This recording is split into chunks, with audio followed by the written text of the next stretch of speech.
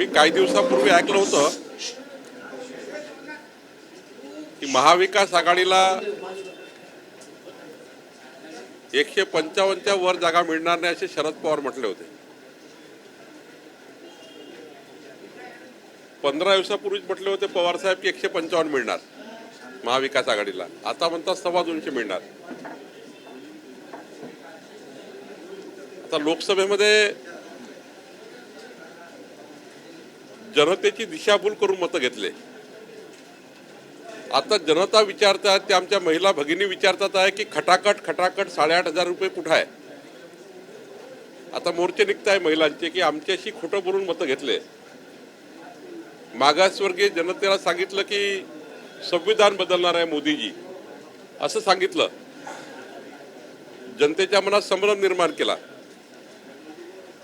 मोदीजींनी तर संविधान हातात घेऊन तिसरी टर्म सुरू केली. आदिवासी समाजाला सांगितलं की आदिवासीचे सर्व हक्क काढणार आहे आणि म्हणून त्या ठिकाणी खोटारडेपणा करून मतं घेतले. शेतकरी शेतमजुरांनाही खोटं बोलले आणि त्यामुळे मला असं वाटतं खोटारडेपणा कधी एकदाच चालतो, वारंवार चालत नाही. विधानसभेच्या निवडणुकीत मात्र एकनाथ शिंदेजी, देवेंद्रजी, अजितदादा सरकारने ज्या पद्धतीने महाराष्ट्राला, शेतकरी शेतमजुराला, महिला भगिनींना, आदिवासी बांधवांना शिक्षणाकरता ज्या पद्धतीच्या सवलती दिल्या आहे, महाराष्ट्राची जनता ही डबल इंजिन सरकारच्या मागे उभी आहे. इकडे मोदींचं सरकार, दुसरीकडे एकनाथजी, देवेंद्रजी, अजित पवारांचं सरकार. आणि जनतेलाही माहीत झालं आहे एखाद्या वेळी जर महाविकास आघाडीला जर मतं गेले तर मोदी सरकारच्या सर्व योजना महाविकास आघाडीचं सरकार बंद पाडेल. रेशनचं अन्न बंद पाडेल, शिंदे फडणवीस सरकारच्या योजना बंद पाडेल. आता महिलांना, आमच्या बहिणींना जे 1,500 रुपये मासिक मिळणार आहे ते बंद पाडेल. आणि त्यामुळे महाविकास आघाडीला मत देणं म्हणजे मोदींच्या सरकारच्या योजना बंद पाडणे आहे.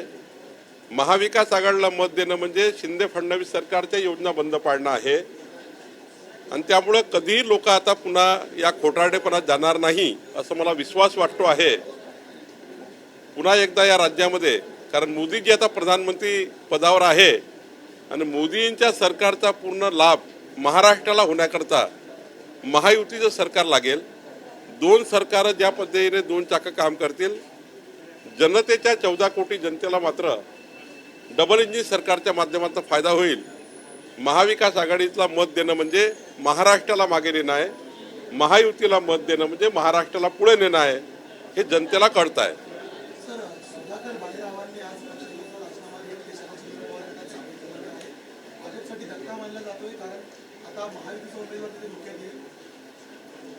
खरं तर सुधाकरराव भालेराव यांना मी आजही फोन केला होता,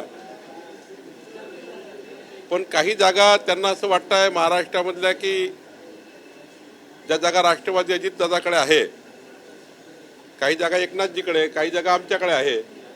एक संभ्रम आहे की बाबा ही जागा सुटेल की नाही सुटेल, आमच्या राजकीय भविष्याचं काय. आणि त्यामुळं सुधाकर भालेराव हे आज येणाऱ्या विधानसभा निवडणुकीमध्ये ती जागा भाजपकडे राहणार नाही असं वाटत होतं, त्यांना वाटतं. म्हणून त्यांनी शरद पवारांकडे पक्षप्रवेश केला आहे. पण मला वाटतं की त्यांना आम्ही समजवण्यामध्ये थोडा उशीर झाला. समजवताना त्यांना आम्ही येणाऱ्या विधानसभेचं आश्वासन देऊ शकलो नाही. आणि विधानसभेचं आश्वासन देणे आज योग्यही नाही, कारण ज्या गोष्टी आमच्या हातात नाही आज, त्या गोष्टी काही बोलणे योग्य नाही. महायुतीच्या राजकारणामध्ये कुठली सीट कुणाला जाईल हे ठरायचं आहे. आणि त्यामुळे मला वाटतं थोडं त्यामध्ये संभ्रमात येऊन सुधाकर भालेराव तिकडे गेले आहे. 2019 साली मी रनिंग आमदार असताना माझं पक्षाने तिकीट कापलं, त्यामुळे जिल्ह्यातील स्थानिक नेतृत्वातून माझं खच्चीकरण होत आहे असा आरोप थेट सुधाकर भालेराव यांनी संभाजी पाटील निलंगेकर यांच्यावर केलेला आहे. कसं पाहता? पक्ष जेव्हा उमेदवारी नाकारतो माझी उमेदवार नाकारली. मलाही 2019 मध्ये पक्षाने थांबायला सांगितलं आणि पक्षाचं काम करायला सांगितलं. याचा अर्थ असा होत नाही की पक्ष सोडायचा. त्या बाबीला काही अर्थ नाहीये. एखादं तिकीट मिळालं म्हणून पक्षात राहायचं, एखादं तिकीट नाही मिळालं म्हणून पक्षात राहायचं नाही, हा काही पॅरामीटर राहू शकत नाही. कोणी संभाजी पाटील किंवा मी किंवा कोणी अन्याय करू शकत नाही. पक्ष हा सामूहिक निर्णय करतं. केवळ आहे की यावेळीच्या निवडणुकीमध्ये त्यांना संभ्रम आहे की ही सीट आपल्याकडे राहील की नाही राहील, या आधारावर त्यांनी मला वाटतं निर्णय केला आहे. उद्या विधान परिषदेच्या खरं तर 11 जागांसाठी निवडणूक होत आहे. एक उमेदवार जास्त आहे, त्यामुळे कोणाचा कार्यक्रम या सगळ्या महायुतीमध्ये स्पष्ट बहुमत आहे. त्यामुळे काही चिंताची गरज तुम्हालाही नसावी, मलाही नसावी, महाराष्ट्राला नसावी. जाणीवपूर्वक खेळ त्यांनी केलाय. ज्यांनी खेळ मांडला त्यांना त्यांचा खेळ लखलाभ आहे. महाविकास आघाडीने खेळ मांडलाय. आपलं संख्याबळ नसताना उमेदवार लढवलाय. त्यांना घोडेबाजार करायचा आहे. आमच्याकडे तर पूर्ण बहुमत आहे. जेवढ्या सीट आमच्या महायुतीच्या तेवढ्या निवडून आणण्याकरता. त्यामुळं खरं तर महाविकास आघाडीच्या नेत्यांनी याचा विचार करायला पाहिजे होता की या महाराष्ट्राला निवडणूक जी लादली, ही जी निवडणूक लादली आहे ही महाविकास आघाडीच्या नेत्यामुळे लादली गेली आहे. गरजच नव्हती निवडणुकीची. एक फॉर्म त्यांना विड्रॉ करता आला असता. या निवडणुकीचे परिणाम जे काय येतील ते महाविकास आघाडीलाच भोगावे लागणार आहे. महायुती 100% जिंकेल. दुसरीकडे पंतप्रधान नरेंद्र मोदी खरं तर 13 तारखेला मुंबईत येतात. त्यांच्या स्वागताचे वेगवेगळे पोस्टर आहेत ते पाहायला मिळतात. मात्र त्यांच्या पोस्टरवर चिकलफेक झाल्याचा प्रकार उघडला. पंतप्रधानासारख्या व्यक्तिमत्वावर कुठल्याही पंतप्रधान असोत थोडं तारतम्य बाळगायला पाहिजे. राजकारणामध्ये एवढी पद खाली जाऊ नये की विरोधकाच्या पोस्टरला तुम्ही काढा लावाल. आम्ही कधी हा विचार करत नाही की शरद पवार साहेब एवढे महाराष्ट्रात फिरतात, आमचे त्या ठिकाणी मोठ्या प्रमाणात विरोधी पक्षाचे नेते फिरतात. भारतीय जनता पार्टीचे संस्कार संस्कृती नाही आहे. त्यांनी संस्कार संस्कृती जपले पाहिजे. मोदींच्या फोटोला काही चिखलफेक करून काही मोदीजी लहान थोडी होणार आहे. मोदीजींनी तर संपूर्ण जगामध्ये भारताला उंची दिली आहे. 140 कोटी भारतीय मानाने संपूर्ण जगामध्ये मान वर करून त्या ठिकाणी चालतायत. आज बघितलं असाल आपण रशिया, ऑस्ट्रियामध्ये ज्या पद्धतीने मोदीजींना मान सन्मान मिळतो आहे, हा भारतीयाचा मान सन्मान आहे. आणि मोदीजींना जनतेने मतं दिली आहेत. 10 कोटी जास्त मतं दिली आहे काँग्रेस पक्ष मोदीजींना. युपीए त्यांची जे इंडिया आघाडी आहे, इंडिया आघाडीपेक्षा इंडियाला 10 कोटी जास्त मतं आहेत. आणि त्यामुळे एकदा जनतेने निवडलेल्या पंतप्रधानाला या पद्धतीने चिखलफेक करणे, जनता पुढच्या काळामध्ये मतदानाच्या माध्यमात धडा शिकवेल. नरेटिव्ह सेट करण्यासाठी सोशल मीडियावर कुठेतरी कमी पडला हे वारंवार सांगितलं जातं. त्यामुळे आज त्याची एक महत्त्वाची बैठक देखील पार पडलेली आहे. कुठेतरी सोशल मीडियावर नरेटिव्ह सेट करण्यासाठी काही व्यूहरचना केली आहे. मी तुम्हाला वारंवार सांगतो, आमचा एकच नरेटिव्ह होता. मोदीजींनी मागच्या 10 वर्षात 140 कोटी भारतीयाकरता, महाराष्ट्राकरता काय योजना केल्या आहेत. आम्ही मोदीजी, केंद्र सरकार आणि योजना समाजाच्या शेवटच्या माणसापर्यंत मांडत होतो आणि तोच आमचा नरेटिव्ह होता. पण विरोधकांनी पार्लमेंटची निवडणूक पंचायतची केली. विरोधकांनी गल्ली बोळीची निवडणूक केली. विरोधकांनी जात पात धर्माची निवडणूक केली. विरोधकांनी व्होट जिहादपर्यंत त्या ठिकाणी राजकारण केलं. विरोधकांनी इंडिया आघाडीनी, काँग्रेसनी खोटं बोलून त्या ठिकाणी राजकारण केलं. आम्ही कधी खोटं बोललो नाही. आम्ही जे 10 वर्षात मोदीजींनी केलं ते मांडत राहिलो आणि त्यामुळे आम्ही पॉझिटिव्ह मांडत राहिलो. हे विरोधात खोटं जातीपातीचं राजकारण करत राहिले इंडिया आघाडी आणि काँग्रेसचे लोक. त्यामुळं थोडं आम्ही निवडणुकीत कमी पडलो. 0.3% मतं कमी आहे. पण विरोधकांनी कितीही प्रयत्न केले तरी आमचे मतं फार कमी करू शकले नाही. पण विधानसभेच्या निवडणुकीत मात्र हा खोटारडेपणा आम्ही उडा पाडणार आहे. या महाराष्ट्रात एक संवाद यात्रा निघणार आहे. या संवाद यात्रेतनं आम्ही जनतेपण जाणार आहोत. कसे खोटारडेपणा केला तो सांगणार आहोत. आणि शिंदे फडणवीस सरकार, अजित पवार सरकारने काय चांगले कामं केले हे मांडणार आहोत. आणि आम्हाला विश्वास आहे जनता ही कन्फ्यूज एखाद्या वेळी होतं पण जनतेला कन्व्हिन्स करून जनतेला जनतेचे मतं हे विकासाकरता घेणे हे आमचा अजेंडा आहे. त्या अजेंड्यावर आम्ही काम करणार आहोत. MMR रिझन वेगळा आहे, ग्रामीण भाग खरं तर वेगळा होता, ग्रामीण भागातले वेगळे मुद्दे होते, त्यामुळे यासाठी वेगळं काही डिवायजेशन करणार आहात?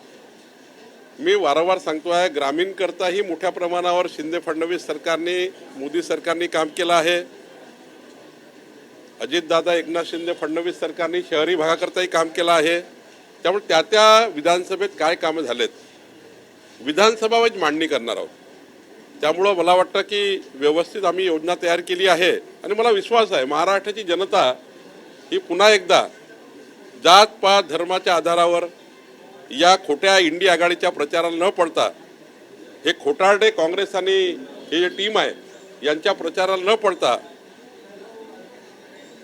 पॉझिटिव्ह आणि विकासाच्या माध्यमातून जनता पुन्हा महायुतीचं सरकार निवडून देईल. आणि मला वाटतं विश्वास आहे महाराष्ट्राच्या जनतेवर. महाराष्ट्राची जनता ही एकदाच त्या ठिकाणी कुठल्याही विषयाला कन्फ्यूज होऊ शकतं, वारंवार कन्फ्यूज होणार नाही. शेवटचा प्रश्न, 100 जागा मागितल्या जात असताना सुद्धा 200हून अधिक जागा अशी चर्चा सुरू आहे. त्या चर्चेत आणि खरंच भाजपला नेमका किती जागा विधानसभा मिळणार? तुम्ही तुम्ही मोठा भाऊ म्हणून प्रत्येक वेळेला पुढे येत आहात. अजूनपर्यंत कुठली जागा कुणाला जाईल ही चर्चा नाही. ना भाजपमध्ये आहे, ना एकनाथजीकडे आहे, ना अजित पवारजीकडे आहे.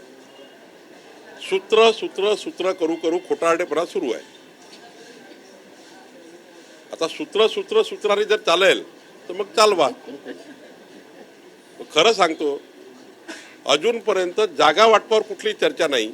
योग्य वेळी आमचे नेते बसतील, केंद्रीय नेतृत्व बसेल, आमचे राज्याचे 3 नेते बसतील आणि आमच्या 11 पक्षाचे काही आमचे महायुतीचे लोक बसतील आणि 100% चांगला जागा वाटप होईल आणि महाराष्ट्रात तुम्हाला चांगलं चित्र दिसेल. तुम्ही ज्या पद्धतीने सांगता ती जागा खोटं आहे, कारण सुधाकर भोसले सारखे नेते जर आपल्याकडे जागा येणार नाही असं मनात आल्यामुळे कुठेतरी पक्ष सोडून सुधाकर भालेराव ते सोडून चाललेले, त्यामुळे असा संग्राम कार्यकर्त्यामध्ये निर्माण होईल की आपल्याला किती जागा मिळतात याची शाश्वती नाहीये. त्यामुळे कुठे कशा पद्धतीने होईल? ज्या ठिकाणी राष्ट्रवादी अजितदादाचे लोक सिटिंग आहेत, ज्या ठिकाणी एकनाथजीचे सिटिंग आहे, ज्या ठिकाणी भाजपचे सिटिंग आहे, यामुळे साधारण भाजपचं सिटिंग आहे तिथे राष्ट्रवादीच्या अजितदादाच्या लोकांना वाटतं की भाजपचा आमदार सिटिंग आहे.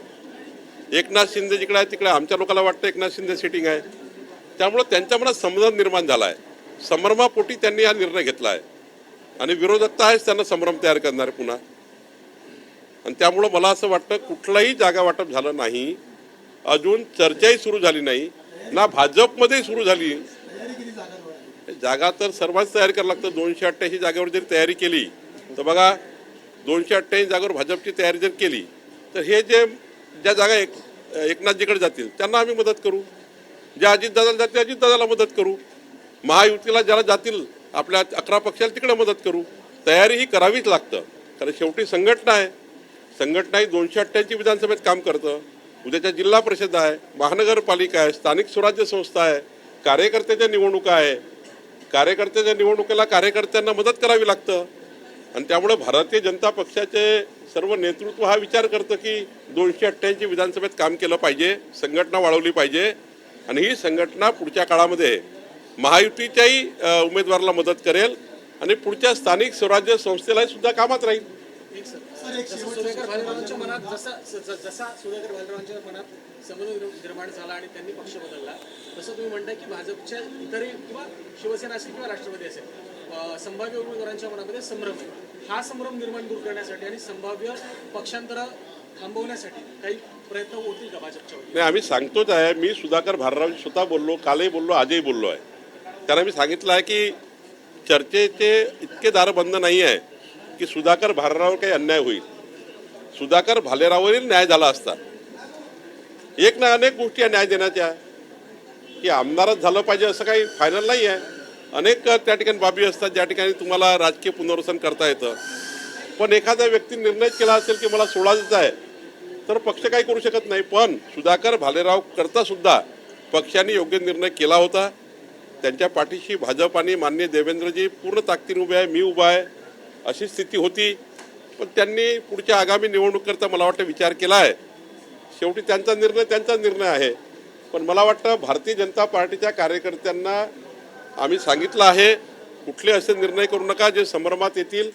राजकारणामध्ये काही त्या ठिकाणी कुठल्याही पदावर कुणालाही घेता येतं आणि त्यामुळं मला वाटतं आम्ही त्याचा विचार करू, चर्चा करू.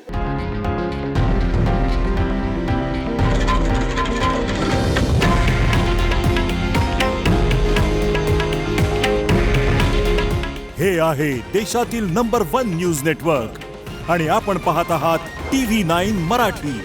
काळजी तुमची, हित महाराष्ट्राचं.